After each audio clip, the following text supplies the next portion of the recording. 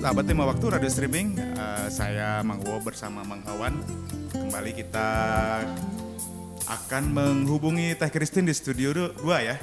Betul, silakan. Bisa dicek mungkin dulu ya. Teh Christine di studio 2. Halo, Teh Halo, Christine. Teh Christine. Ya, halo. Monitor. Oke, masuk. Sip. Sudah siap ya dengan para narasumber kita hari ini ya, Teh Christine? Iya, insya Allah siap. Oke, Mang Awan ya. Kita langsung ke studio 2. Kita langsung aja ke studio ya. Ke studio 2. Silakan Teh Christine diambil alih ya. Iya, baik. Assalamualaikum warahmatullahi wabarakatuh. Selamat sore sahabat Lima Waktu. Saya Christine Simanjuntak kembali hadir dalam Teras Demokrasi. Ya, sahabat Lima Waktu, di masa kini perempuan tidak lagi menjadi kaum terbelakang dengan stereotip-stereotip lama yang mengekang. Dulu perempuan identik dengan 3 hal, yaitu dapur, sumur, dan kasur. Dari tahun ke tahun kesenjangan peran antara perempuan dan laki-laki ini terus perlahan ditinggalkan, dan oknum-oknum yang mengatakan kodrat perempuan bukan untuk memimpin itu sudah mulai teredukasi. Seperti halnya laki-laki, perempuan sejatinya juga memiliki potensi yang baik untuk dapat menjadi pemimpin dalam suatu organisasi. Pertanyaannya, mampukah perempuan menjadi seorang pemimpin, dan mengapa masih banyak perempuan yang jarang diberi kepercayaan sebagai seorang pemimpin? Baik, untuk itu di kesempatan sore hari ini dalam Teras Demokrasi kita akan diskusikan langsung dengan para wanita hebat yang tetap produktif di usianya. Tentunya sebagai narasumber kita di sore hari ini ada Ibu Dr. Anda Aida Cakrawati sebagai Ketua Kaukus Perempuan Politik Indonesia atau KPPI Kota Cimahi. Assalamualaikum Ibu.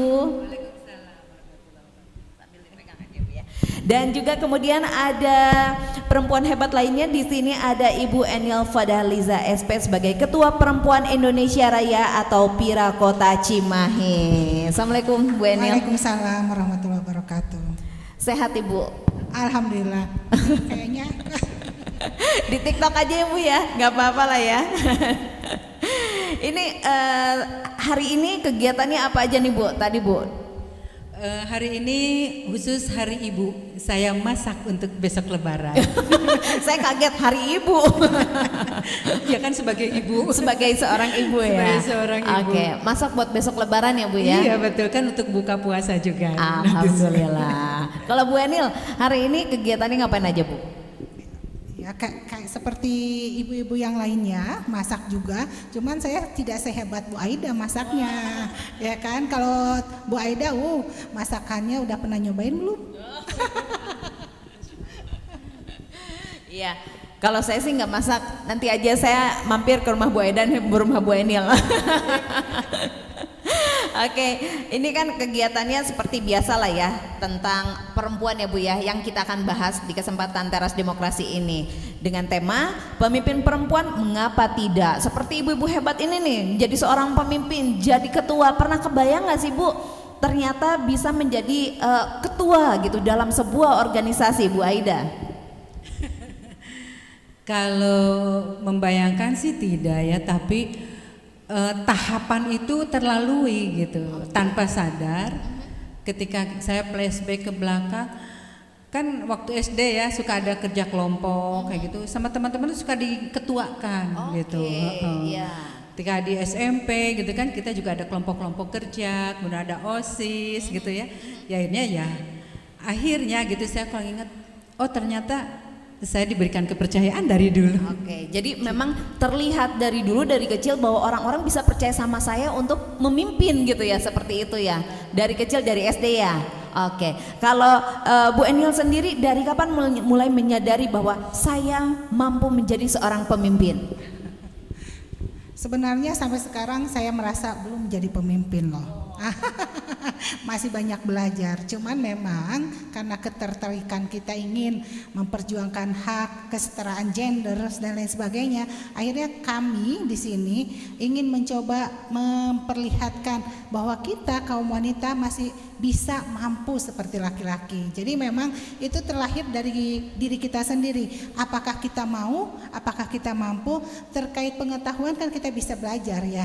Nah, kemauan yang dari diri inilah yang harus ditingkatkan. Saya rasa anak-anak muda kita kemauan dalam dirinya yang kurang, daya juangnya kurang, itu yang membuat saya greget.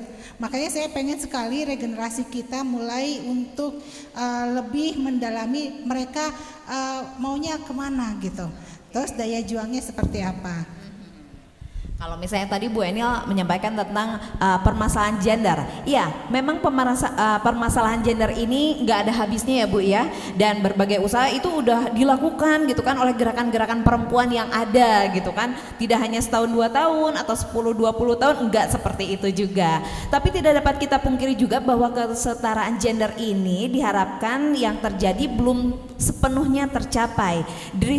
Diskriminasi berdasarkan gender ini masih terjadi pada seluruh aspek kehidupan ini di seluruh dunia ya Bu ya, nggak hanya untuk di Indonesia saja gitu.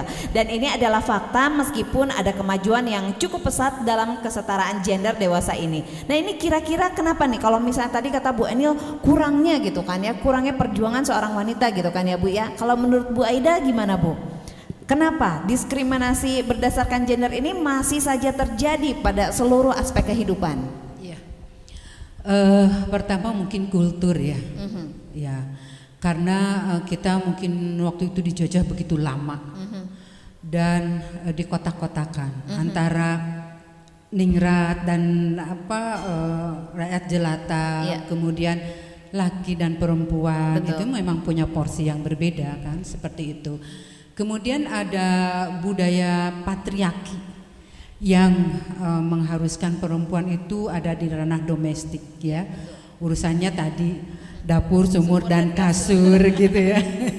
Sementara ranah publik itu adalah kesannya ranah laki-laki gitu ya, dan keras seperti itu gitu. Tapi ya alhamdulillah perlahan dan kemudian banyak kesepakatan yang menuntut ya. Tentu diantaranya adalah kalau di Indonesia ya, ini adalah buah dari perjuangannya Ibu Raden Ajeng Kartini, ya, Ibu Dewi Sartika, ya, dan perempuan-perempuan lain gitu yang menjadi pejuang hak perempuan, gitu ya. Oke, dan tentunya kalau ibu-ibu yang depan sini kan udah hebat-hebat ya, tapi bukan berarti hebat sendiri ya Bu ya. Yang pasti seorang perempuan bisa menjadi hebat itu atas dukungan pasangannya gitu ya Bu. Aduh, makasih banyak loh Bapak, hatur nuhun, ini bapak-bapaknya hadir ikut mengantar, salah satu bentuk support juga ya, seperti itu ya Bu ya. Jadi aduh luar biasa sekali kalau misalnya kita memang punya pasangan yang bisa mendukung apa yang ingin menjadi impian kita, seperti itu ya Bu ya. Nah ini Bu, gimana sih caranya untuk bisa meningkatkan kesadaran gender di kalangan masyarakat? Gimana Bu? Bahwa kita tuh memang harus udah setara gitu, karena memang masih ada aja orang yang menganggap bahwa ih perempuan gitu nggak bisa seperti itu gitu, nggak bisa setara dengan laki-laki. Gimana nih Bu? Kita itu kan kaum wanita, apalagi ketika menikah, kita itu adalah seorang istri, ya kan?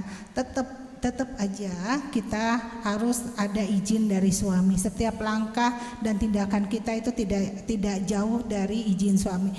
Maka dari itu komunikasilah yang berperan. Ketika kita berkomunikasi yang baik di keluarga, ketika di dalam keluarga sudah sepakat, sudah tidak ada miskomunikasi dan lain sebagainya, maka kita bisa berkreasi di luar. Nah, memang saya melihat kesetaraan gender ini semakin hari emang semakin bagus kalau menurut persepsi saya. Tapi memang kurang greget karena sebegitu banyak kesempatan yang sudah diberikan, tapi wanita-wanita hebatnya belum banyak yang muncul. Tapi jangan salah loh, di bawah kepemimpinan Bu Aida, Kaukus Politik Perempuan Indonesia untuk Kota Cimahi, perempuan yang di parlemen Kota Cimahi itu sudah mencapai 30%. Iya, keren banget kan Bu Ketua kita. Jadi saya rasa memang seperti itu. Memang saya sendiri masih merasa minim pengalaman. Saya banyak belajar dari Bu Aida, beliau senior saya, ketua kita. Jadi memang pengalaman beliau sangat luar biasa, sehingga saya selain kita itu adalah seorang istri dari suami-suami kita, dan kita adalah ibu dari anak-anak kita. Jadi jangan sampai ketika kita meniti karir, keluarga terabaikan. Dan saya melihat itu di sosok Bu Aida. Dan saya banyak mencontoh, ya kan? Masya Allah, makanya ketika beliau ada di Komisi 3 saya ikutan. Teh Aida di mana? Di Komisi 3. Ya udah. Bu Aida, boleh dong kasih bocoran sama kita, ini kan Ibu sebagai Ketua Kaukus Perempuan Politik Indonesia tadi, di parlemen juga katanya sudah memenuhi ya Bu ya, 30% berkat Bu Aida gitu kan.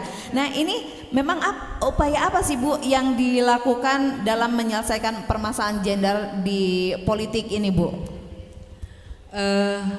Tadi yang pertanyaan pertama yang terhadap Bu Enil ya, bagaimana mengikis atau meningkatkan kesadaran diskriminasi atau meningkatkan kesetaraan gender ya.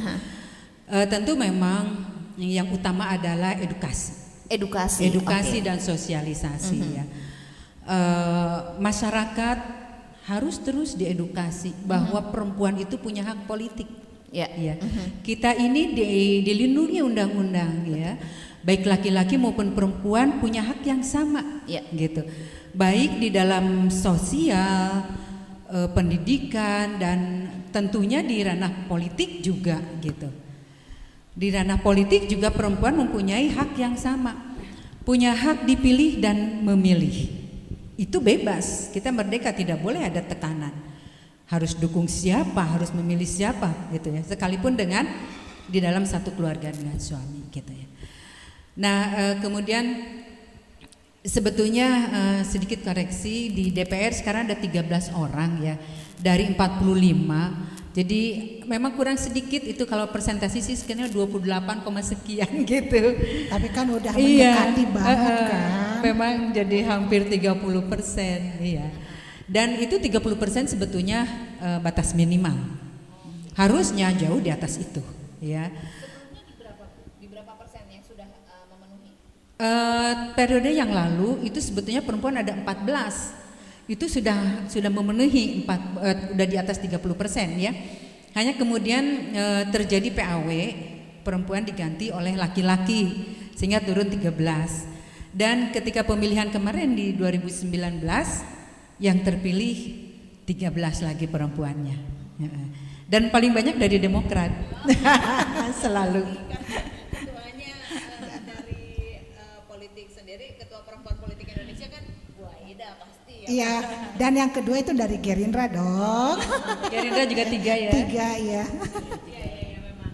Nah kalau misalnya dari ini Pira ya Bu ya. Betul, iya. Dari Pira sendiri apa yang dilakukan, yang sudah pernah dilakukan untuk meningkatkan kesadaran gender? Apakah sama juga edukasi dan sosialisasi atau ada hal lain yang dilakukan? Ya sama saja, karena memang kita melakukan kurang, karena memang pada kenyataannya pendidikan politik di Kota Cimahi memang masih menurut kami sangat minim, sehingga untuk Pira sendiri beberapa kali melakukan pendidikan politik, terus melakukan sosialisasi.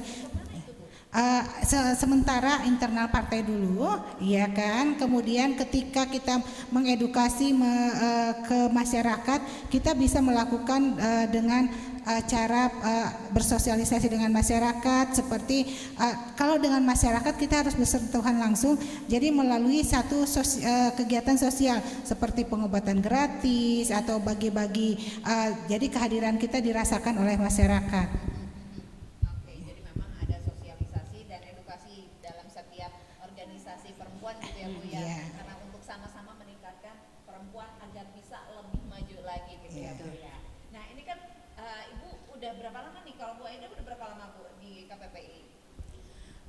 Kalau di KPPI ya, aktif di KPPI-nya saya sejak 2004. Iya. Cuma dulu mah ya bukan apa-apalah gitu ya. Kemudian di 2018 saya diberikan kepercayaan untuk menjadi ketua. Jadi 2018 ya kemarin 2022 kita melaksanakan muscab dan saya masih diberikan kepercayaan oleh teman-teman. Jadi saya ini untuk menjadi ketua periode kedua di KPPI. Ketua periode kedua. Tapi kalau menurut dari kacamata Ibu sendiri nih, apa saja sih Bu sebenarnya yang harus dimiliki menjadi seorang pemimpin gitu Bu? Untuk menjadi pemimpin itu memang mungkin ada juga dari talents ya, gitu. Ada juga yang mungkin terah gitu ya istilahnya ya. Anak presiden jadi presiden, anak bupati jadi bupati gitu ya, gitu. Tapi juga bisa dilatih, bisa belajar gitu untuk jadi pemimpin itu. Ada teori-teori yang kemudian bisa kita pelajari dan kita harus dicoba, diaplikasikan gitu. Iya. Dan tentunya juga memang butuh waktu ya untuk kita menjadi seorang pemimpin itu harus wise, harus bijaksana, harus mampu mencerna permasalahan, harus mampu menyelesaikan permasalahan itu dengan baik dan bijaksana tentunya gitu. Kalau dari tadi 3 pilihan itu berarti Bu Aida dari mana? Dari terah kah? Kalau terah enggak. Kalau yang saya rasa mungkin saya dari edukasi, dari belajar. Gitu. Dari keluarga enggak ada gitu Bu yang sebelumnya terjun ke politik gitu? Enggak ada. Enggak ada. Benar-benar Ibu belajar untuk masuk dan terjun langsung gitu? Iya. Hanya mungkin ya waktu kecil saya sering dari keluarga semua menurut ayah hanya saya yang suka cerewet ngobrol sama ayah. Jadi saya suka diskusi gitu ya ngobrol sama ayah dan ayah suka cerita. Bapak ini cerita dulu dia tuh ya kecil-kecil komando, selalu jadi komandonya gitu ya. Karena ayah saya adalah tentara gitu ya. Anak kolong, tapi berangkatnya dari pejuang gitu, berangkatnya pejuang. Kemudian ya saya sering ngobrol nanya ini itu gitu ya sama Bapak. Dan kemudian ada rasa senang aja bergabung, mengelompok. Jadi saya memang senang berorganisasi. Di organisasi itulah tanpa kita sadari bahwa kita ini belajar. Kita bisa melihat bagaimana orang pandai menyelesaikan permasalahan, bagaimana orang pandai berbicara. Ketika kita mengamati, kemudian kita menduplikasi dan jadilah sebuah keterampilan, jadi kebiasaan. Dan akhirnya ya kita mungkin dianggap bisa gitu. Iya. Jadi memang dari kecil cerewet yang menguntungkan gitu ya. Kalau Bu Enia sendiri, Bu Enia gimana nih? Apa yang harus dimiliki sebagai seorang pemimpin? Kalau Bu Enia kan kelihatannya kayaknya lembut gitu ya Bu ya? Lembut. Iya. Biasanya kalau pemimpin tuh lebih tegas, apa malah condong orang nganggapnya galak gitu ya? Iya, betul. Ya seperti yang tadi Bu Aida katakan, memang kepemimpinan ini kan kita bisa belajar, ya kan? Semuanya bisa dipelajari seperti apa. Cuman saya sih emang awalnya bukan orang politik kan. Iya, gitu. Backgroundnya saya kan bisnis, pedagang, betul. Alhamdulillah pas break-even point saya jenuh di sana di satu bisnis saya. Akhirnya saya bilang ke suami, boleh nggak ikutan politik? Alhamdulillah dengan izin dari dua suami, saya akhirnya ada di sini. Sama halnya dengan Bu Aida, saya juga anak tentara yang betul ya. Kan anak Cimahi ya. Anak Cimahi jarang banget kan, bukan anak tentara ya.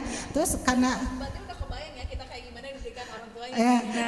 ketika belajar ada kopel di ya kan, disiplin seperti apa.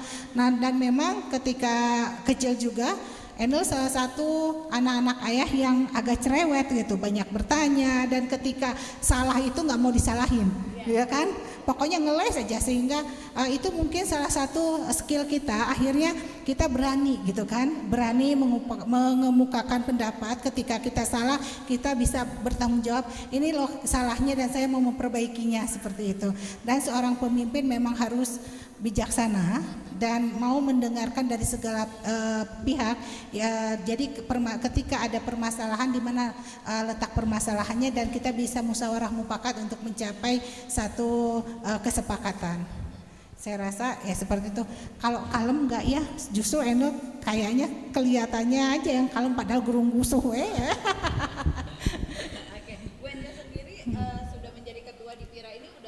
periode Bu? Dari tahun kapan Ibu? Ya alhamdulillah tahun 2014 kan saya terpilih menjadi salah satu anggota DPRD Kota Cimahi. Kemudian 2015 saya karena kami Gerindra memang waktu itu masih mencari perempuan-perempuan yang tangguh. Alhamdulillah saya diamanahkan tahun 2015 untuk menjadi Ketua Pira Kota Cimahi. Sebelumnya itu oleh istrinya Ketua DPC, Ketua Pira itu. Ya, yang sekarang juga salah satu anggota DPRD Kota Cimahi. Nah, beliau menjadi Ketua Kesira. Nah, di Gerindra itu sayap-sayap partainya banyak. Ada yang namanya Kesira, Kesehatan Indonesia Raya. Nah, itu otomatis bagian dokter-dokter deh ya kan. Nah, kalau Pira Perempuan Indonesia Raya itu alhamdulillah saya yang pegang. Ini adalah periode kedua. Ya. Tapi Bu Enil sendiri di DPRD udah berapa periode Bu? Berbeda dengan Bu Aida lebih senior, luar biasa kan Bu Aida mah. Kalau Enil baru periode kedua ya. Rasa Bu kemarin sempat jadi pengusaha dan masih loh ya, masih jadi pengusaha juga ya, kan? Tapi dalam keadaan seperti ini pengusaha. Dibanding-bandingin Bu, jadi pengusaha sama jadi politisi enak mana nih Bu? Nikmatnya berbeda. Oh, nikmatnya berbeda, Ya. tapi kayaknya anak politisi ya, soalnya Ibu nyalonin lagi nih kira-kira. Ya, karena di politisi kita bisa terjun langsung ke masyarakat, bisa bersentuhan langsung dengan masyarakat. Ya. Seperti apa sih? Dan kita bisa membantu mereka gitu. Berbeda ketika bisnis. Kalau bisnis itu kita mikirnya mohon maaf banget, berapa sih modal sekecil-kecilnya mencari keuntungan sebesar-besarnya. Itu kan prinsip ekonomi di bisnis ya kan. Nah, tapi tidak menghalalkan segala cara juga. Berbeda dengan politik. Ketika di berpolitik kita bisa bersentuhan langsung dengan masyarakat, ya kan? Dan kita bisa mengetahui alhamdulillah ketika kita diberi amanah oleh masyarakat untuk jadi salah satu perwakilan mereka, jadi kita bisa menampung aspirasinya dan kita bisa menyampaikan ke eksekutif dan kita bisa melalui pokok-pokok pikiran kita untuk agar aspirasi masyarakat itu bisa terselesaikan karena memang kan pemerintah ini terdiri dari eksekutif dan legislatif. Oh gitu, saya pikir sama aja loh jadi politisi. Modal sekecil-kecilnya dan dengan keuntungan yang sebesar-besarnya gitu. Enggak ya Bu ya? Enggak, pengabdian loh jadi anggota dewan itu ya Bu Aida. Pengabdian, betul. Nah, kami berkelekar. Jadi ketika mendapatkan salary dari dewan itu terima, kemudian kasih. Jadi terima kasih. Jadi memang kalau bisnis itu kan saya kerasa banget sama Enil gitu kan. Tapi kalau untuk menjadi wakil rakyat itu nggak bisa banget kita membuat keinginan kita seperti apa dan kita harus memikirkan banyak hal. Ya, betul. Tidak hanya untuk kalau perusahaan kan memikirkan perusahaan sendiri, kalau politik nggak gitu ya Bu. Iya. Oke, kalau Bu Enil tadi dari pengusaha jadi politisi, kalau Bu Aida dari politisi mau mengembangkan ke jadi pengusaha juga Bu? Sepertinya nggak tahu lah nanti Nggak ya. tahu. Apakah nanti jadi pengusaha atau memang sudah jadi MC saja, momong cucu sambil menikmati hari tua. Aduh, cita. Oh ya, kalau ngomongin cita-cita berarti Ibu kan sekarang masih sebagai seorang pemimpin. Masih pengen apa lagi sih Bu gitu cita-citanya sebelum jadi MC tadi ngomong cucu? Masih ada keinginan-keinginan untuk bisa menjadi ketua apa lagi gitu Bu? Sebetulnya untuk jadi ketua itu saya nggak pernah mencita-citakan dan nggak pernah meminta gitu ya. Dulu ya itu tadi kan kita anak FKP, anak tentara ya, ada organisasi namanya FKPPI. Ya. Di situ saya juga pernah menjadi ketua FKPPI di Kota Cimahi, gitu. Dan itu kan bukan berarti sok pilih dong saya mau gitu, enggak, gitu ya. Iya, terus mereka kan menawarkan sok Bu udah aja Ibu jadi ketua gitu. Terus apa pertimbangannya kan kita nanya, jangan sampai itu tawaran saja kan gitu. Ketika mereka menyampaikan begini begitu dan kemudian akhirnya kita juga masuk akal, oke deh demi organisasi saya mau.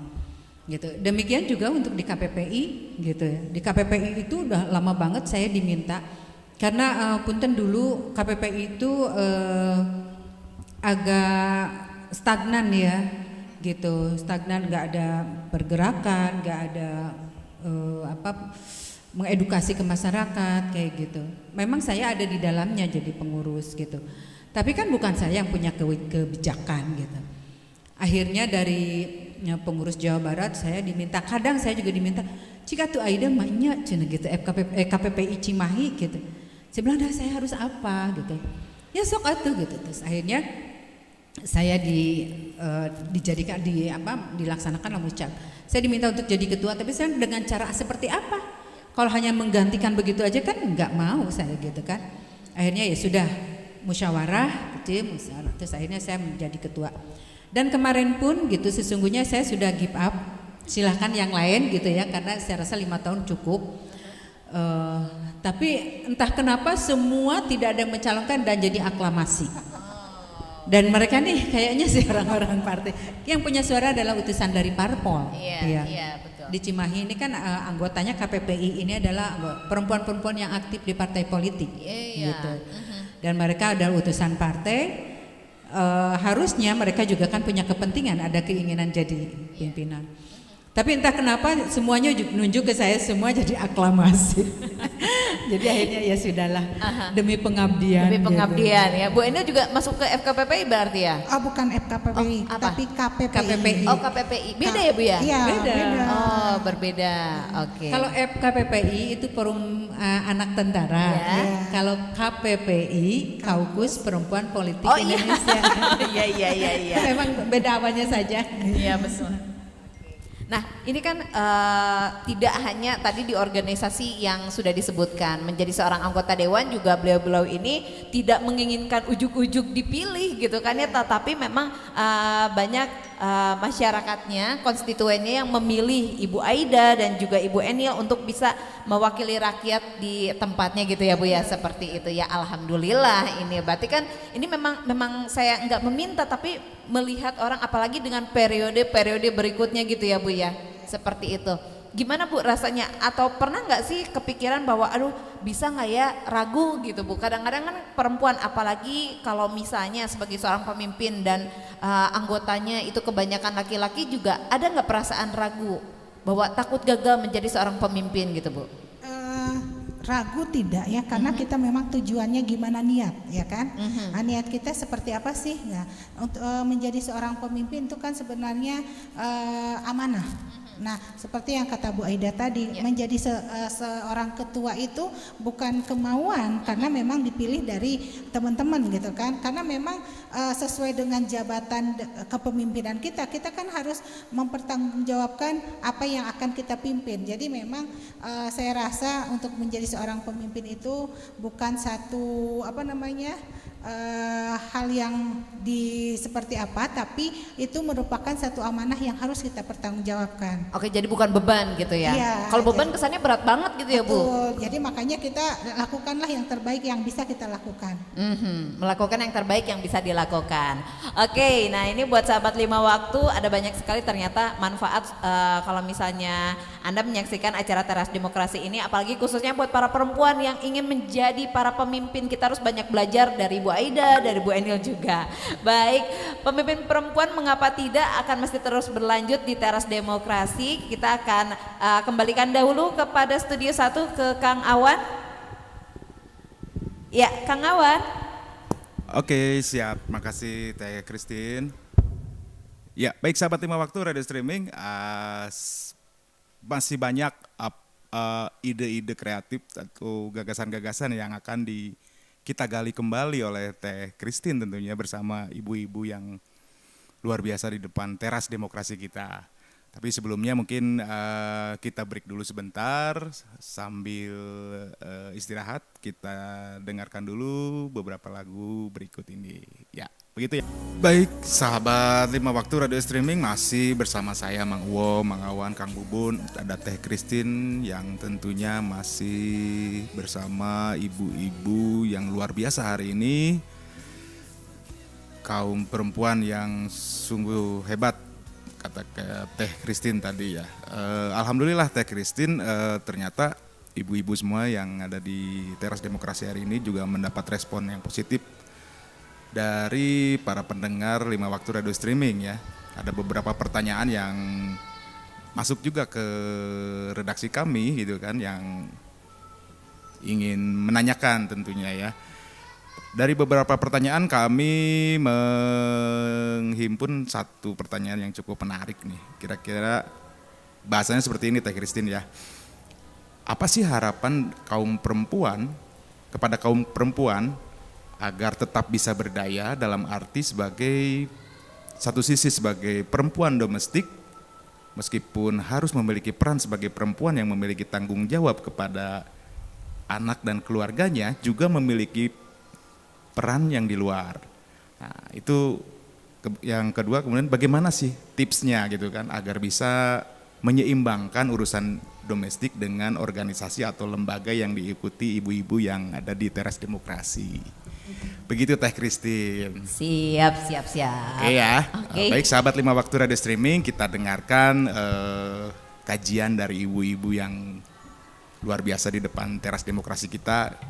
Saya sambungkan langsung dengan Teh Christine di studio 2. Silakan Teh Christine. Oke, baik. Terima kasih. Kita kembali lagi ke Teras Demokrasi masih dengan para wanita hebat pemimpin di organisasinya masing-masing. Ada Ibu Enil dan juga Ibu Aida. Ini ada titipan pertanyaan katanya Bu. Ini gimana nih Bu cara menyeimbangkan antara pekerjaan dan keluarga? Kayaknya mungkin kalau hostnya yang tadi itu yang dua itu tidak kurang mendukung kali ya, kurang mendukung perempuan untuk maju keluar, mungkin seperti itu, tapi nggak juga kali ya Kang Bu ya, nggak kayak gitu, jangan loh. Nah ini gimana Bu cara menyeimbangkan antara pekerjaan dan keluarga? Boleh dari Bu Aida? Oke. Iya. Ini memang kendala yang utama sebetulnya buat perempuan ya, untuk bisa eksis di ranah publik gitu kan. Kalau yang sudah berkeluarga, kalau yang gadis mah mungkin ya lajang ya, dia masih bisa. Kalau yang sudah berumah tangga memang ini dituntut kepiawaian. Kepiawaian satu pertamanya ada piawai berkomunikasi dengan keluarga, dengan suami, dengan anak-anak. Ya, karena mau tidak mau ya tadi bahwa budaya patriarki itu masih terus nempel. Dan sejujurnya memang kalau kita mengacu di luar bahwa mengurus anak, mengurus rumah tangga itu kerja bareng, bukan tanggung jawab perempuan gitu ya. Ya iyalah, kalau bapak pengen makan masak lah. Gitu ya. Anak kan ketika kita butuh keluar udah bapak titip nih gitu kan, atau cari solusi seperti apa, ada titipan gitu ya, yang children care itu ya. Tapi kita sebagai perempuan timur gitu, yang memang masih juga punya rasa bahwa melayani suami, melayani anak itu adalah sebuah kebanggaan, sebuah kenikmatan ya. Dan tentunya kalau kita mau eksis keluar, kita harus pandai-pandai mengatur waktu ya. Pertama tadi ada komunikasi ya, itu mah mutlak. Seizin suami kita mau ikut di organisasi atau ke partai politik, itu tentu harus seizin suami gitu. Kemudian anak-anak juga harus diajak bicara, karena mereka pun akan tersita waktunya, haknya mereka itu akan terganggu ya. Walaupun mereka masih kecil atau udah dewasa atau ini, tetap harus diajak komunikasi juga gitu. Nah kalau untuk urusan di keluarga itu sudah tidak ada masalah, berarti tinggal di diri kita.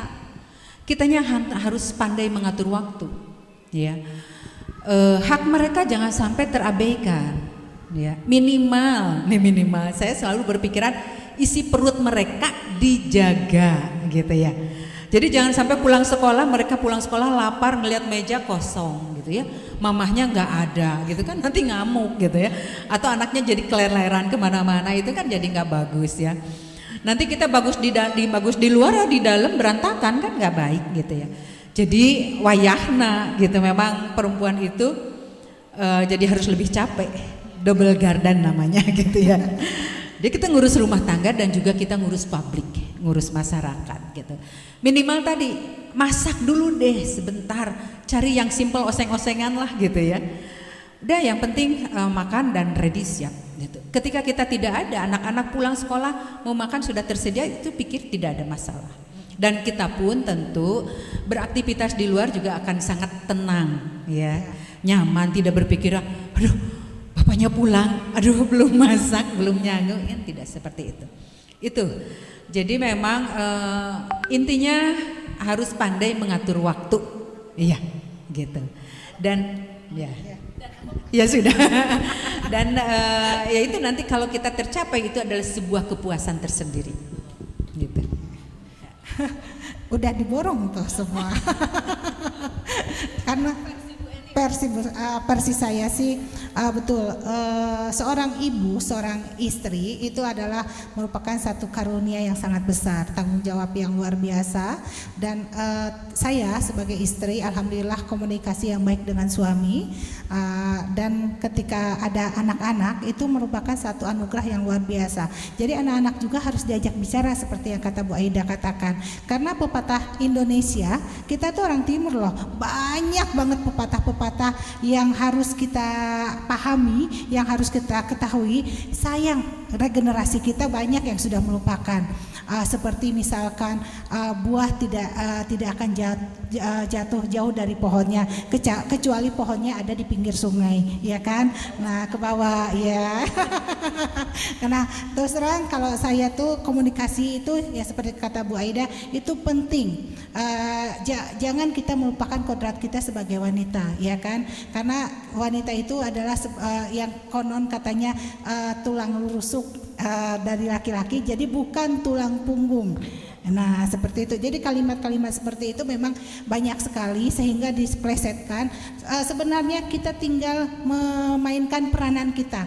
Saya selalu mengedukasi anak-anak saya, nikmati, jangan merasa terbebani dengan apa yang ada gitu. Jadi ketika kamu suka ya lakukan, tapi tidak boleh keluar dari garis aturan agama, karena semua itu ketika sesuai dengan relnya, tracknya itu oke, nggak masalah. Karena masalah hasil, berhasil, menang atau juara itu kan Allah yang nentukan. Kita hanya wajib ikhtiar. Itu yang saya tanamkan ke anak-anak saya, dan kita harus menikmati sebagai seorang ibu, seorang istri. Ketika di rumah tangga kita sudah aman, insya Allah karir pun akan datang. Dan ketika kita memang niat kita baik untuk masyarakat pun merasakan. Masyarakat itu tidak perlu kita bicara loh. Mereka bisa melihat bahasa tubuh kita. Ini benar nggak sih? Ini palsu nggak sih? Gitu kan? Nah jadi, nah itu dia. Makanya alhamdulillah mungkin saya merasa ingin sekali menularkan trik-trik ini kepada ibu-ibu muda agar jangan hanya melihat gadget saja, karena memang ketulusan yang penting. Jadi memang saya banyak belajar dari Bu Aida, karena saya dari pertama masuk itu begitu melihat Bu Aida, nah ini dia sosok ibu yang luar biasa. Masya Allah. Jadi gitu ya, kita harus banyak belajar nih sama wanita-wanita hebat ini, karena memang di luaran sana ya Bu ya masih banyak sekali para perempuan yang sebenarnya punya potensi untuk menjadi seorang pemimpin, atau kalau tidak menjadi seorang pemimpin juga mereka punya potensi untuk bisa berkreasi, tapi masih dilema, bingung antara keluarga atau mau karir gitu. Akhirnya ya udah deh pilih keluarga aja deh biar aman gitu ya. Tapi nggak kayak gitu, nggak harus kayak gitu sih. Tapi kalau misalnya emang kata suami nggak boleh ya udah ya, nggak bisa apa-apa lagi ya. Jadi sayang ya potensinya ya Bu ya. Komunikasi tadi, iya ada aja. Karena memang pada dasarnya ketika suami kita mengerti, iya kan, paham maksud dan pikiran kita kemana, insya Allah. Jadi saya rasa semua laki-laki juga bisa mengerti apa yang kita mau, gitu. Tinggal komunikasi kita ya, buktinya Bu Aida bisa, saya bisa, yang lain juga bisa, ya kan. Tinggal cara kita berkomunikasi, seni peran kita. Bagusnya komunikasinya di jam berapa Bu? Biar langsung ya. Dan memang itu nggak bisa. Nah itu daya juang kita, memang memang nggak mungkin juga ketika satu pembicaraan langsung diputuskan ya kan, dan banyak sekali ketika penolakan dari suami kita ya kan, dan kita harus bisa membuktikan, kita bisa membagi waktu, anak-anak tidak terlantar. Pada hakikatnya suami itu menuntut kita agar rumah tangga di dalam rumah itu tidak acak-acakan ya kan. Saya rasa semua suami-suami menginginkan istri-istri yang bisa tetap menjaga keutuhan keseimbangan rumah tangga ya kan. Ketika di rumah tangga tidak masalah, terus dia berkreasi di luar dan itu dia merasa tidak terganggu, malahan enjoy gitu. Nah, dan komunikasi saya rasa itu kunci utamanya. Ya, Bu ya. Oke. Berarti nantilah saya private ya Bu ya, untuk belajar secara komunikasi yang baik dan benar supaya bisa di-ACC dalam segala hal Bu. Yakinkan dia. Yakinkan. Jadi curhat kita acaranya, dari kajian jadi curhat ya. Oke, ya. Oke. Nah, itu kan kalau Bu Enil terus Bu Aida enak ya, alhamdulillah gitu, dapat support dari keluarga, tidak hanya dari suami tapi juga dari anak-anak gitu ya Bu ya. Tapi kenapa sih Bu masih banyak aja gitu di luar sana yang nggak percaya sama kepemimpinan perempuan nih Bu gitu. Padahal kan dipimpin perempuan, ada nggak sih bedanya atau keuntungannya kalau misalnya dipimpin oleh perempuan, misalnya di kota Cimahi nih Bu, kita nggak tahu kan nanti perempuan apa laki-laki gitu. Kalau seandainya Bu dipimpin oleh perempuan, keuntungannya apa sih Bu punya pemimpin perempuan?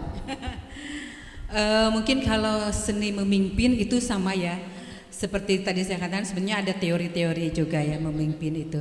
Tapi ada yang tidak dimiliki oleh laki-laki. Apa tuh Bu? Kelembutan dan kesabaran gitu ya. Iya. Yeah. Perempuan itu bisa lebih menggunakan hati ya dalam menghadapi permasalahan, dan kemudian tentunya dalam melaksanakan menyelesaikan permasalahan itu perempuan bisa lebih komprehensif dan tentu bisa lebih sabar, telaten, dan kadang-kadang kalau bapak-bapak kan nggak sabaran, ya gitu ya. Itulah memang perempuan diberikan talent oleh Yang Maha Kuasa bahwa dia sesungguhnya diberikan kelembutan. Ya, kalau kita sadar bahwa kita punya kelebihan itu dan kita mampu memanfaatkannya, bahwa itu adalah sebuah senjata, gitu. Kalau kata Bu Enil apa nih Bu, kelebihannya kalau misalnya perempuan menjadi sosok pemimpin itu apa Bu? Seperti halnya tadi ya kan, perempuan itu kan rasanya lebih peka ya kan. Tapi sebenarnya kepemimpinan perempuan dan laki-laki itu tidak ada bedanya, tergantung dari tingkat pemahaman dari seorang pemimpin. Jadi bukan masalah laki-laki dan perempuan ini sebenarnya kalau seorang pemimpin ya kan, tapi tingkat pemahaman apakah dia pantas menjadi pemimpin atau tidak. Nah di situ baik itu dia laki-laki ketika dia tidak mampu menjadi seorang pemimpin, itu sama halnya jeleknya seperti perempuan. Cuman kayak saya sih melihat disinilah letak ketidaksetaraan. Jadi ketika perempuan tidak mampu memimpin karena memang keterbatasan dalam berbagai hal gitu kan, sehingga dia lebih menyolok karena ketidakmampuannya tuh kan, habis milihnya itu sih cek saya oke apa gitu kan, berbeda. Padahal tidak seperti itu kan, laki-laki juga semua juga ketika dia wawasannya kurang, pengetahuannya kurang, ya kepemimpinannya juga seperti itu. Semua juga kan bisa dilihat dari pendidikannya, tingkat pemahamannya seperti itu teh. Jadi bukan masalah laki-laki dan perempuan saya rasa. Nah saya sih ingin memberikan pemahaman kepada masyarakat untuk siapa yang pantas menjadi seorang pemimpin, bagaimana memilih pemimpin yang tepat. Tetapi yang seperti yang tadi kata Bu Aida, perempuan nilai plusnya itu memang lebih memperhatikan. Perempuan pasti lebih memperhatikan perempuan lagi, ya kan Bu Aida ya? Di situ quote-nya gitu. Iya. Tapi sebenarnya kalau misalnya perempuan bisa saling support perempuan lain, karena jumlah perempuan banyak, harusnya banyak loh yang bisa jadi pemimpin. Tapi Bu Enil, kenapa sih perempuan jarang diberi kepercayaan untuk menjadi seorang pemimpin? Ini masih jarang banget kan ya, hanya sedikit kan dari jumlah persenan perempuan yang muncul menjadi seorang pemimpin. Itu kenapa Bu?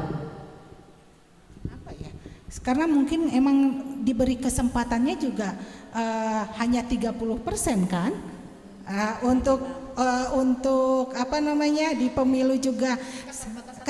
Iya, jadi minimal 30%. Padahal kenapa nggak minimal, tidak ada kata-kata minimal gitu ya kan, malah diwajibkan sama gitu, rata. Kalau laki-laki 2, perempuan 2, mungkin kesempatan untuk pemimpin perempuan semakin banyak karena mungkin ada batas minimal 30% sehingga mendominan, berarti 2:1. Coba kalau umpamanya aturannya sama gitu, ya kan, jadi kesempatan kita sebagai perempuan untuk menjadi pemimpin itu semakin besar. Saya rasa sih memang kan laki-laki egonya lebih tinggi, ketika di akekah juga kan laki-laki kambingnya 2 gitu kan, perempuan 1, mungkin ke sana kali ya. Kalau Bu Aida gimana Bu? Maksudnya tidak hanya untuk di politik saja ya Bu ya, di organisasi lain, di perusahaan-perusahaan, perempuan hampir agak-agak jarang dikasih kepercayaan menjadi seorang pemimpin gitu. Pasti direkturnya laki-laki lah gitu. Iya. Itu sebetulnya lebih kepada diri kita ya. Karena posisi ya, jabatan itu sesungguhnya memang harus diperjuangkan gitu. Jadi tunjukin buat kita kaum perempuan, kalau pengen diberikan kepercayaan untuk menjadi pemimpin, tunjukin kalau kita layak untuk itu. Jadi balik lagi kepada diri kita. Kitanya harus memposisikan diri sebagai seseorang yang layak untuk menjadi seorang pemimpin gitu. Dan kemudian memang kalau di kancah politik ya, memang kelegowoan dari laki-laki itu masih kurang. Karena setidaknya dia juga merasa bahwa dalam benak mereka itu bahwa perempuan ini, saya sempat pernah mendengar, naon sih awewe teh hayang naon cenah gitu ya. Gitu. Saya tidak serta-merta menurutnya bukan, mereka akan merasa direbut posisi jabatan. Naon, maksudnya di politik hayang naon, kenapa pengen masuk ke politik gitu Bu? Iya, kenaon si perempuan-perempuan teh mau berkiprah gitu ya. Sebenarnya hayang naon gitu kan. Saya selalu jawab, saya ingin mendampingi kamu, gitu kan. Jadi kalau yang mengambil kebijakan hanya laki-laki saja, itu tidak lengkap dan tidak demokrasi dong, ya. Kalau Indonesia kan negara demokrasi, ya. Jadi dalam menentukan kebijakan harus mengikut sertakan perempuan, ya. Apalagi kalau di ranah politik dan kemudian di dalam pemerintahan, itu kan terkait dengan kebijakan menyangkut ke masalah kesejahteraan masyarakat, ya. Punten, kalau laki-laki mungkin nggak begitu ngeh terhadap kepentingan perempuan. Ya, yang mengerti tentang alat reproduksi perempuan, ya perempuan gitu ya. Kenapa banyak perempuan meninggal saat melahirkan? Tahu nggak bapak-bapak? Kan kadang-kadang ya teman tos takdir mikirna gitu ya. Padahal tidak demikian, berarti kan ada sesuatu di dalam rahim itu ya. Janin itu kan harus diperiksa tiap bulan gitu ya. Kemudian kadang ya boro-boro kanggo ka dokter meriksa cenah. Kalau ongkosna gitu aya gitu kan. Untuk mereka yang tidak mampu ya. Ya akhirnya sejalannya, atau ada rasa-rasa sakit sedikit dia larinya ke pijet, ke apa namanya dukun beranak. Bisa jadi dia diurut-urut ya. Memang untuk hal-hal tertentu itu juga baik, menunjang. Tapi tentu kalau dalam kondisi perempuan sedang hamil, mutlak itu harus medis. Ya, karena kita tidak tahu di dalam kandungan itu seperti apa. Nah, dengan adanya perempuan menentukan kebijakan, maka kita punya hak politik terkait anggaran.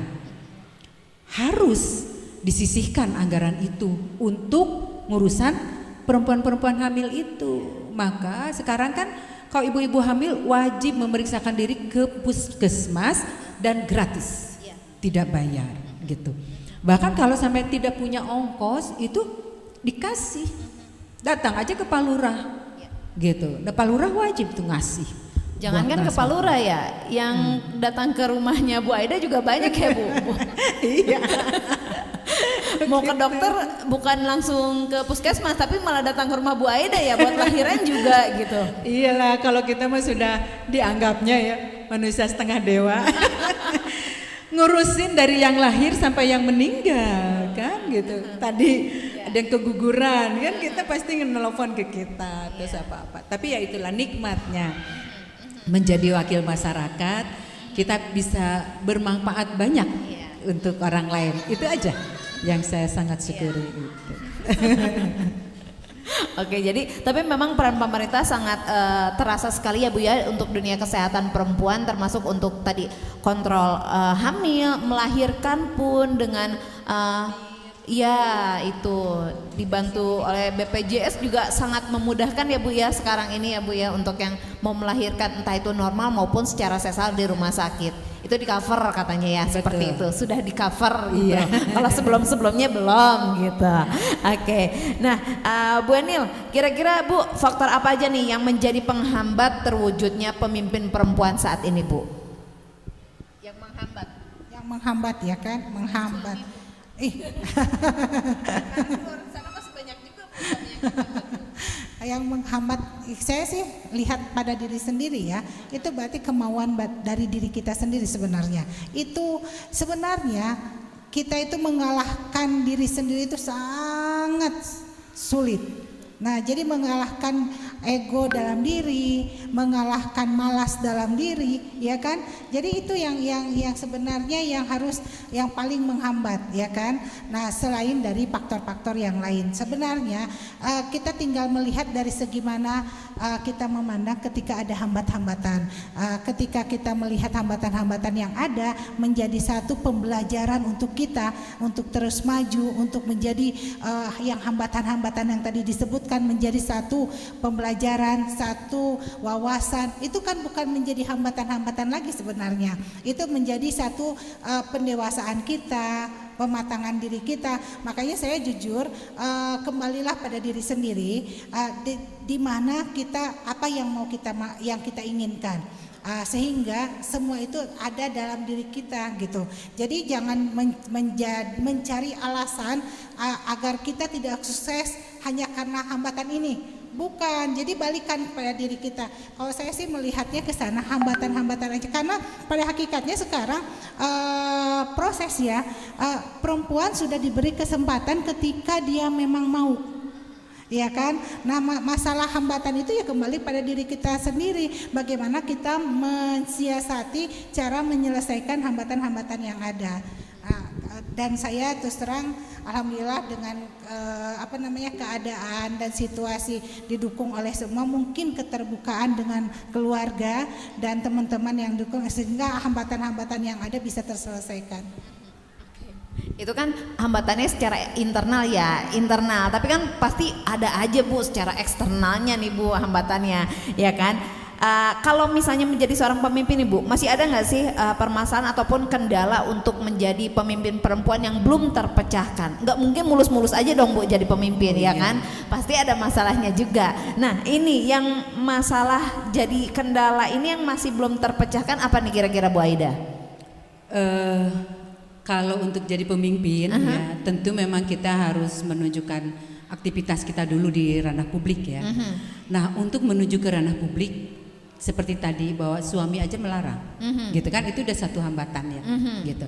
Banyak sebetulnya memang hambatan buat perempuan untuk bisa eksis di ranah publik. Ya. Satu diantaranya tadi budaya patriarki, yang itu masih, gitu ya. Kemudian oleh karenanya kenapa suami juga bilangnya bahwa uslah rek naon gitu ya, dan urusan budak di rumah gitu kan. Nah itu juga dia masih punya budaya seperti itu gitu, menganggap seperti itu. Tapi kalau laki-laki yang sudah berpikirannya lebih modern, oke, yang penting semuanya bisa aman, bisa semuanya bisa diatasi gitu, jangan sampai ada yang keteteran. Nah gitu, itu salah satunya, budaya patriarki masih ada, kental ya. Kemudian perempuan sebagai ibu rumah tangga ya, yang double gardan itu ya, dia harus ngurus rumah tangganya ya, mana cucian setumpuk, setrikaan gitu ya, mana mau rapat diundang PKK gitu kan atau apa. Nah ini kan ini juga jadi kendala. Kemudian kalau untuk menuju menjadi seorang pemimpin atau menjadi katakanlah anggota DPR aja ya, ini juga kan butuh finansial yang cukup Ya, sementara perempuan-perempuan itu banyak masih menggantungkan diri finansialnya kepada suami, pada pasangan. Kalau suaminya memang sepakat, setuju seperti Bu Enil, disupport lah dengan dananya segala macam kan, ya. Tapi kalau yang dia tidak mengizinkan, tapi istrinya atau perempuannya agak lebih semangat, baiklah pokoknya rada maksa, akhirnya pasti dananya juga seret, gitu. Jadi ya kesuksesannya itu pasti akan terhambat. Karena walau bagaimana restu itu nomor satu, restu suami itu nomor satu. Gak boleh melawan restu gitu ya, nah, Bu. gitu. Kayak lagunya Syahrini aja. Iya. Tuhan merestui ketika suami merestui, kan itu. Gitu. Jadi itu memang masih banyak hambatan buat perempuan bisa eksis di ranah publik, apalagi menjadi pemimpin. Nah, kalau untuk menjadi pemimpin ini kan melibatkan masyarakat, ya, melibatkan orang banyak, dan pemilih-pemilih itu juga banyak yang masih belum sadar, belum ngeh bahwa pentingnya pemimpin perempuan, gitu ya. Padahal jumlah laki-laki dan perempuan, jumlah penduduk ya. 50-50, hampir 50-50. Jadi di setiap daerah ada yang lebih banyak laki-laki sedikit, tapi bedanya ada yang lebih banyak perempuan, selisihnya memang 0, sekian gitu. Tapi kalau diambil pukul rata 50-50. Jadi kalau para pemilih perempuan itu sudah sudah sadar bahwa perlu ada pemimpin perempuan, dia harusnya memilih perempuan, mendukung perempuan yang sedang berkiprah gitu. Nah, ini balik lagi kepada edukasi. Gitu. Oke, baik. Dan yang pasti nih sahabat Lima Waktu, hebatnya pemimpin perempuan itu adalah pundaknya seperti baja, tapi kasih sayangnya selembut sutra ya, Bu ya. Itu dia. Saya jadi ikut-ikutan Bu Aida nih. Selain seorang politisi, ini puitis juga ya Bu Aida ya. Boleh, sahabat Lima Waktu, kita akan balik lagi nanti di Teras Demokrasi. Untuk sementara kita akan kembalikan dulu ke Studio 1. Oke, luar biasa sekali ya Teh Christine, tapi jangan curhat tadi ya Teh Christine. Ya, sahabat Lima Waktu Radio Streaming dan ibu-ibu yang luar biasa di depan Teras Demokrasi Lima Waktu Radio Streaming. Ini ada juga beberapa yang masuk pesan ke meja redaksi. Yang pertama, mindset pemimpin perempuan itu baperan, ngambekan, pondok lengkah, terus cengeng, terlalu memakai hati, bukan logika dalam mengambil satu keputusan. Dalam menyelesaikan masalah, bagaimana sih pendapatnya soal pandangan-pandangan tersebut dan bagaimana caranya supaya stigma di atas bisa dipatahkan. Karena rata-rata nggak mau pilih perempuan kan begitu pertimbangannya. Ini pesan dari Ibu Norma di Cipageran, luar biasa. Nanti bisa dijawab Teh Christine ya, atau disampaikan ke ibu-ibu yang ada di depan Teras Demokrasi kita. Kemudian yang kedua ini terkait tadi anggaran. Sebetulnya apakah pemerintah ini sudah mengakomodir anggaran yang disampaikan tadi Ibu Aida ya? Apakah kalau misalnya belum, dorongannya seperti apa? Apakah anggaran tersebut sudah memang benar-benar mencukupi atau belum?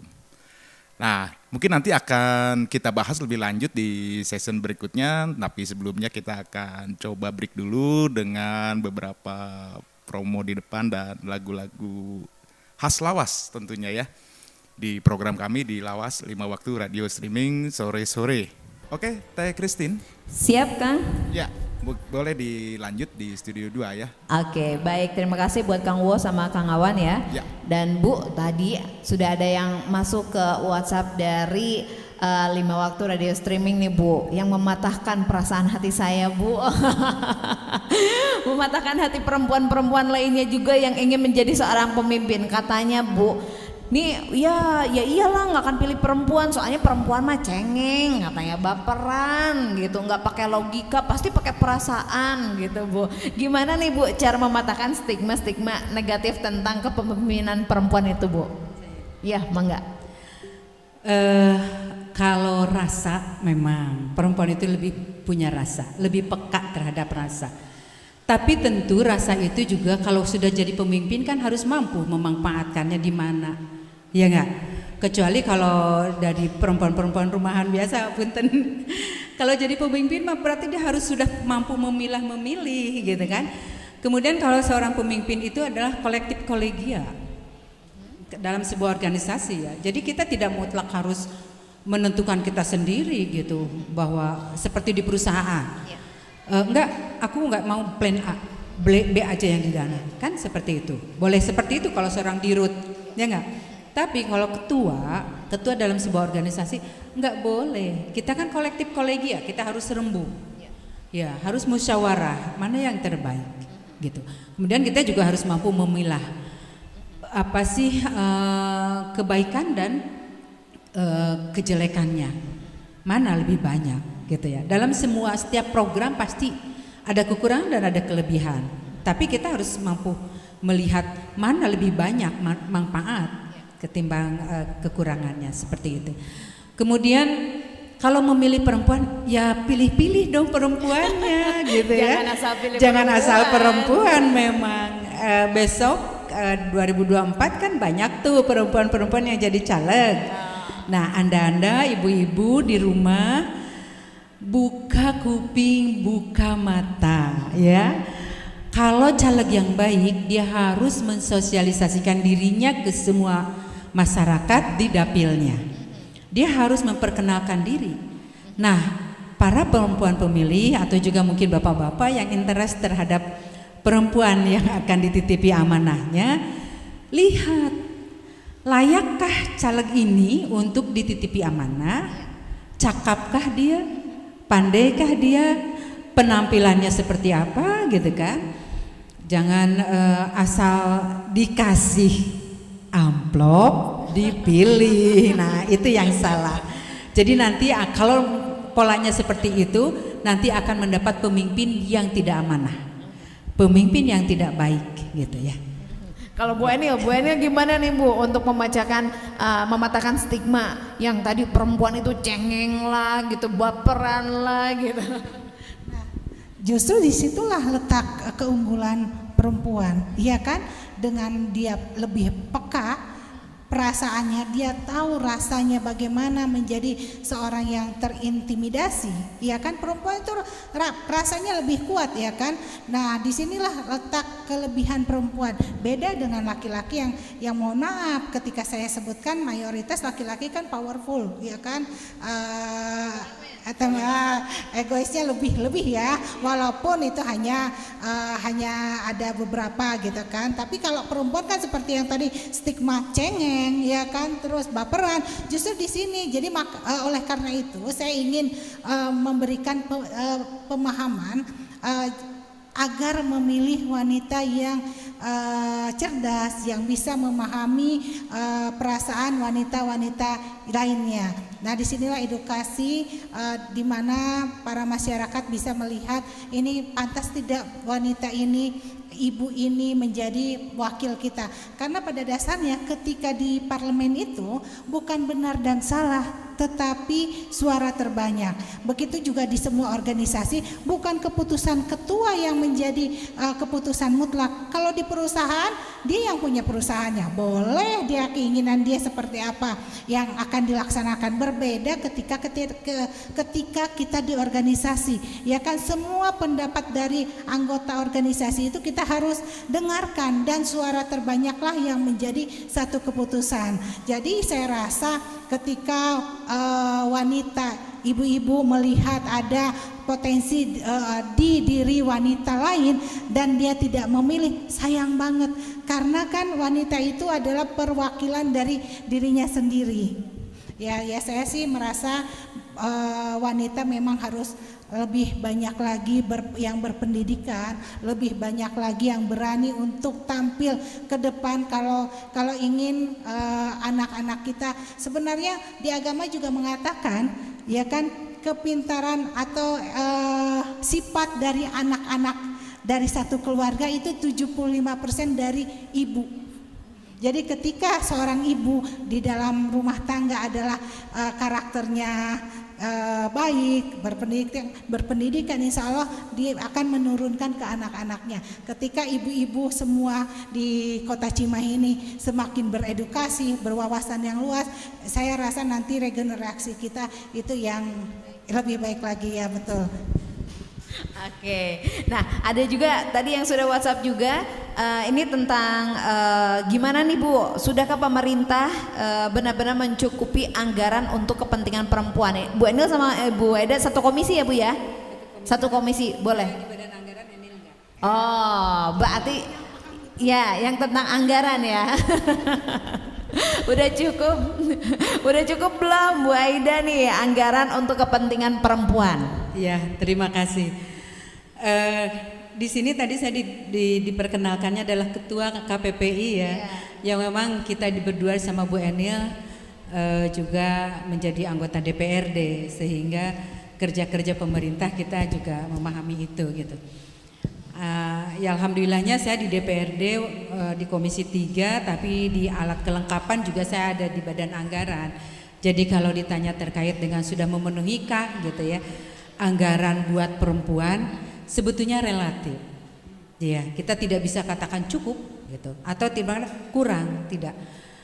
Tergantung permasalahannya. Ya, ajuannya seperti apa gitu kan. Tentu memang kita akan memperhatikan terkait misalkan stunting sekarang, ya, itu kan permasalahan anak dan perempuan gitu kan.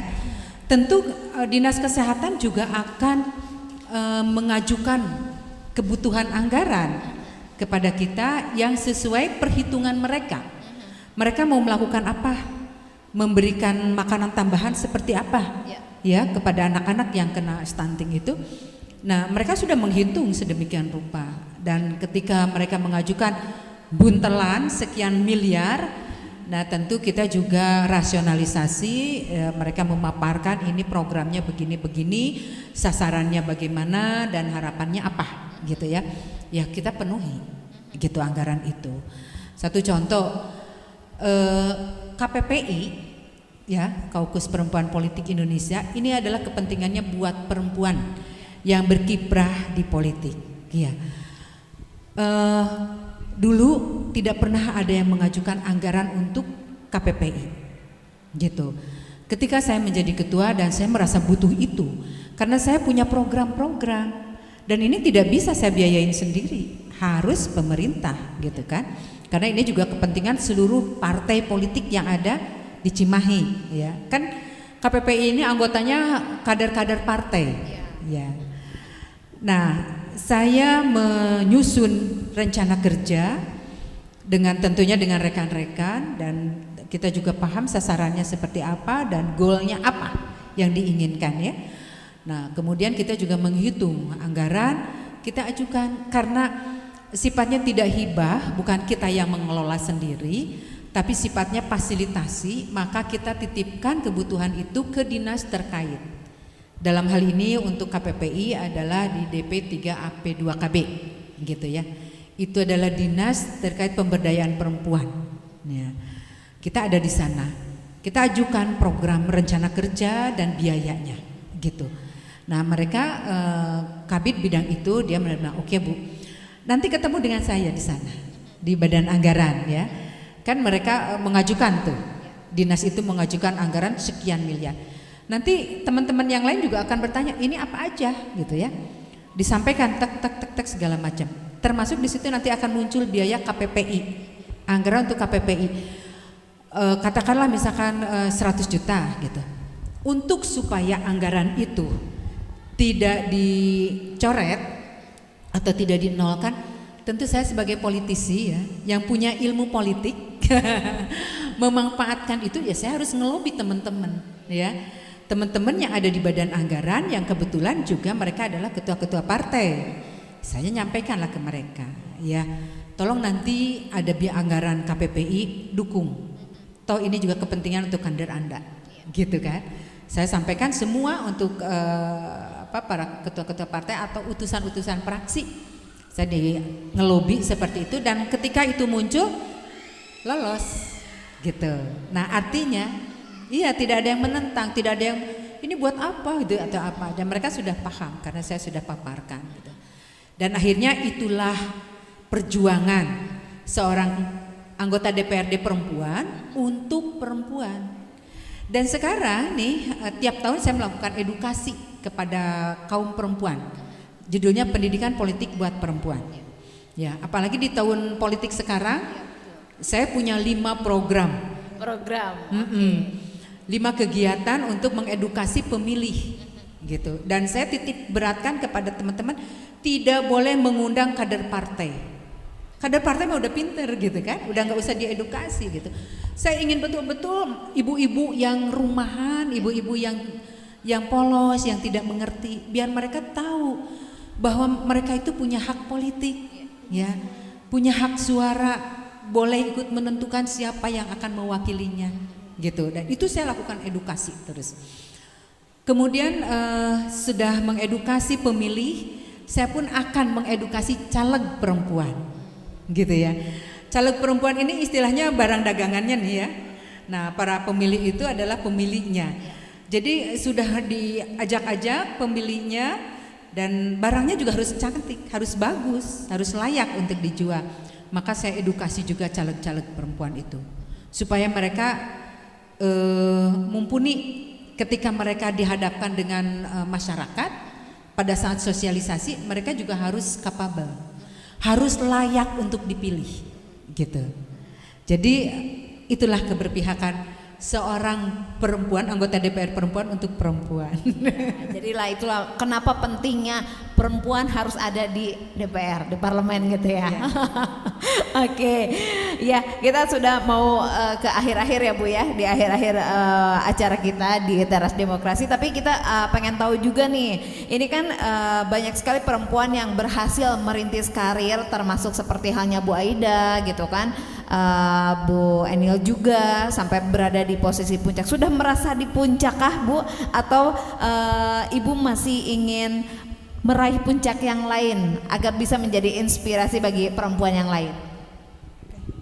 Kalau Enil sih merasa belum di puncak. Karena saya merasa masih banyak sekali kekurangan yang belum tercapai dan masih banyak hal-hal yang ingin saya lakukan untuk masyarakat, terutama untuk generasi muda kita. Jadi memang ketika dikatakan apakah sudah di puncak, saya bilang saya belum apa-apa.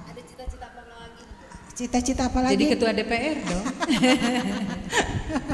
Cita-cita. Nah, cita-citanya memang harus setinggi langit kali ya. Dan ketika jatuh berada di antara bintang-bintang. Nggak mau kasih tahu dulu ya Bu ya. Kalau Ibu? Kalau saya mungkin ya karena berpikir juga masalah usia ya, dan kemudian saya juga saat ini sudah 3 periode. Besok 2024 saya masih ditugaskan oleh partai masih untuk nyalek lagi. Insya Allah merestui, berarti saya harus mengemban amanah itu 5 tahun ke depan. Artinya mungkin usia saya juga udah mulai senja. Dan saya harus memberi kesempatan kepada generasi penerus gitu. Saya saat ini hanya mencoba mengedukasi dan menularkan apa yang saya bisa, apa yang saya punya, dan kemudian ketika saya nanti istirahat, saya ingin ada generasi penerus saya yang jauh lebih hebat dibanding saya saat ini kalau saya dianggap baik. Oke, terakhir Ibu, harapan ke depan bagi kaum perempuan khususnya yang ada di Kota Cimahi apa Bu? Ya tentu untuk umumnya perempuan ya di masyarakat Cimahi, tentu saya berharap mereka itu juga jauh lebih cerdas, lebih sejahtera gitu ya, lebih teredukasi, kemudian mendapatkan akses untuk mendapatkan semua informasi, dan juga mereka sadar akan hak politik perempuan ya. Dan kemudian secara kelembagaan tentu saya juga punya amanah dan punya target bahwa 30% perempuan di DPR itu adalah minimal. Ya. Jadi saya ingin 40% lah sedikitnya gitu. Perjuangkan Ibu. Iya, makanya sekarang udah 13 orang, saya minimalnya 15 dari partai manapun gitu ya. 15 orang perempuan di DPRD, mungkin itu baru goal saya tercapai. Oke, mudah-mudahan sampai harus gol dulu berarti ya Bu ya. Iya. Baru bisa pensiun. Kalau Bu Anil terakhir harapannya untuk kaum perempuan di Kota Cimahi Bu.